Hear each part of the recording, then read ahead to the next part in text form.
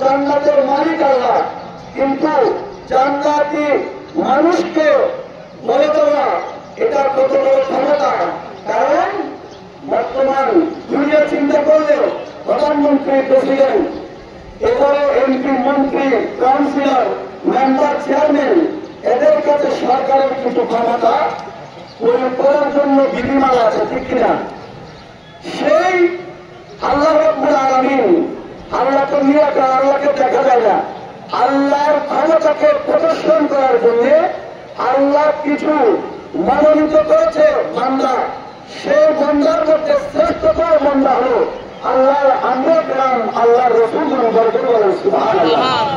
আল্লাহ রাসূলের পরে সাহাবায়ে কেরামের স্থান, এরপরে আশরাফুল মুবাশশিরা, এরপরে আউলিয়া কেরাম, যুগে যুগে আউলিয়া কেরামদের মাধ্যমে আল্লাহর এই দিন, আল্লাহর ক্ষমতাকে আল্লাহ প্রদর্শন করেন।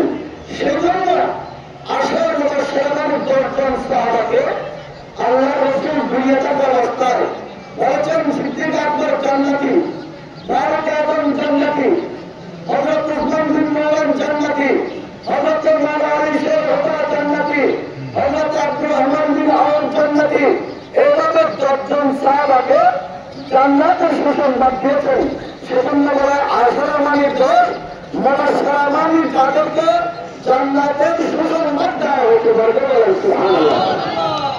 সেই জান্নাতের সুসংবাদপত্র যিনি অর্থ পৃথিবীর শাসক হযরতে ফারুক আযম কেমন শাসক ছিলেন, শাসন আমরাও করি, আমরা সুযোগ পেলে সব শেষ করে দিই, কিন্তু আমাদের ইসলামের শিক্ষা, আমাদের আসেন্দ্রের শিক্ষা, আউলিয়া কেরামের শিক্ষা, কোরআন এবং হাদিসের শিক্ষা, আল্লাহর শিক্ষা হল হযরতে ফারুক আযম থেকে যে জনগণের খেদমত কিভাবে করতে হয় সেটাও তারা শিখে গেছেন। যিনি অর্ধ পৃথিবীর শাসক, যিনি নীলনদকে সিঁড়ি দিয়েছেন, নীলনদ শুকিয়ে যাওয়া, নীলনদের মধ্যে পানি ভরপুর, কিয়ামত পর্যন্ত পানি থাকবে, সুবহানাল্লাহ। আর যিনি ভূমিকম্পকে বারণ করেছেন, কেমন ক্ষমতা, ক্ষমতা কেমন? দুনিয়ার কোন রাজা বাদশা ভূমিকম্পকে কথা বলতে পারবে?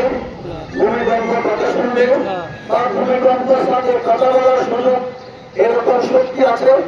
নাই। আল্লাহ কেমন ক্ষমতা নবীকে দিয়েছেন আর নবীর সাহাবায়ে কেরামদেরকে দিয়েছেন।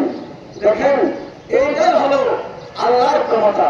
ওই যে এইভাবে বললাম, হযরতে ফারুক আযম যিনি অর্ধ পৃথিবীর শাসক, তিনি এইভাবে ঈদের জামাতে এসে